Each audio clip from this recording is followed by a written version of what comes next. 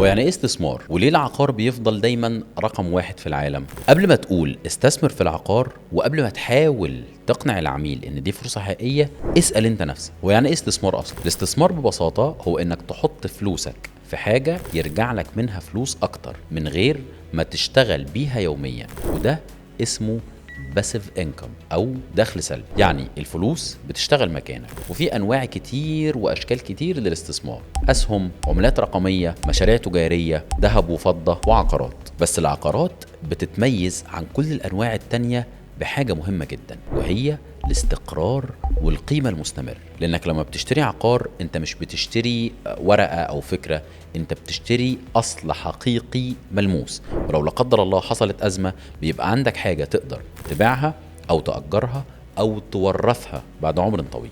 طيب ليه العقار دايما اختيار الاغنياء؟ لانه ما بيتاثرش بتقلبات السوق زي العملات والاسهم. مع الوقت بيزيد سعره، تقدر تاجره وتاخد منه دخل شهري، لانه ممكن تستخدمه كضمان في قرض، وتقدر تبيعه وقت ما تحب وتكسب من فرق السعر. بس لازم نفهم حاجة مهمة: العقار مش استثمار سهل، العقار استثمار ذكي.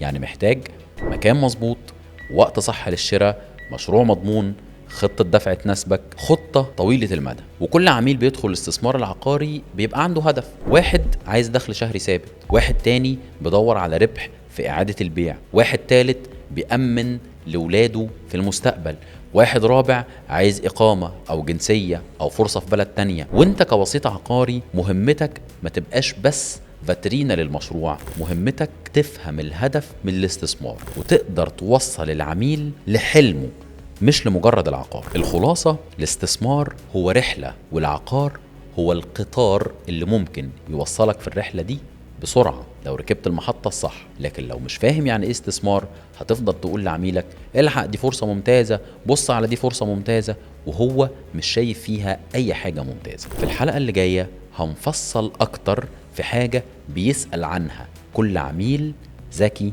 وفاهم: يعني ايه عائد، وازاي افرق بين العائد السنوي والعائد الايجاري والعائد على راس المال، وبأمثلة حقيقية وبالارقام.